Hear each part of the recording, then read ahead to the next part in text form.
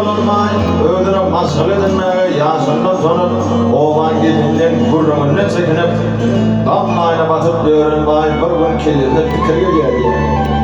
Bir oğulma bırak vereyim, öyümden bir yer çıktın, anadığıma oraya teyin neyiptir diye. May bir oyunu savsılık uğradıklar diye, bir de oğlan adıl bayına savsılık verirdi, yok diye doğru deyip, beydin inata deyip, iki laf radi olurlar diye. Beydin adı Gülşan mısın? Oğlan adı mısın? Toydan son ya sarı arayı sallarlar diye. Ya adı da 10 kıyasından sağı diye, beydin yanına barmamışsın diye yok diye. Arayın mırsınla asıl oynavı diye. O da oynayıp yatıp dağıttır diye. Gülşan'ın barın yegidiniz yuvacan görmek soğuk. Bütün ağında zirpevde ömrü sen tatlı. Ağında okla sen zirpevde. Hey, barın yegidim soğuk valla. Men zamanla sağa verdiler. Men var karamanla, men var bat yatanlı. Ağınağını çekip arayın tüyününden ayılara bir beş kelime sulaydık dur. Oy sulaydım olurlar için yani yarın zamıda olsun.